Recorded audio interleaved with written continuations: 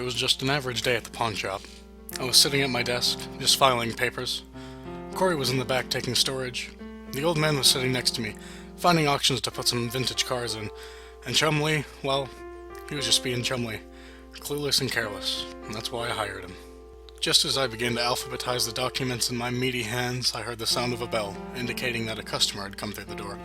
As the old man started to get up, I said, "Hey, do you mind if I get this one?" His only reply was, "Damn it, Rick, I got up for nothing." I decided to ignore that and walk up to the counter. And while this was happening, thoughts had started coming to my head. These thoughts had come rushing and hit me like a train. I then felt an erection start to form. I knew that I had to keep these feeling backs if I wanted to make the sale and get a good deal. I walked up to the counter and greeted the customer. I shook his hand and he said his name was Patrick. Patrick, I thought. That's a pretty name. Patrick put a box on the counter. I asked him what was inside. He said an old World War II rifle. My erection fully developed by this time, but I had to keep it under control.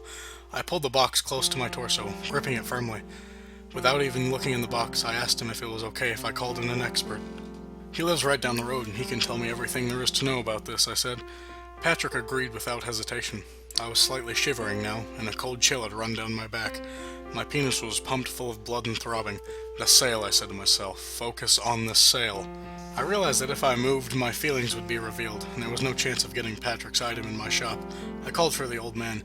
"Can you get Derek down here to take a look at this old rifle?" I yelled. The old man obliged. I offered Patrick to look around the shop and check some stuff out, but this was only an attempt to try to get him off of my mind.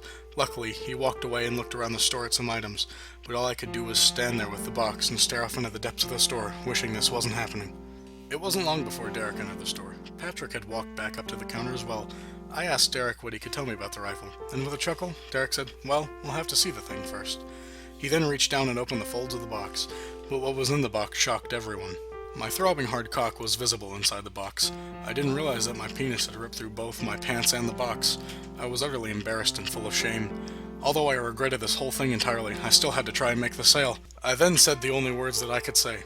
"Hey chum, could you ring this up for me?"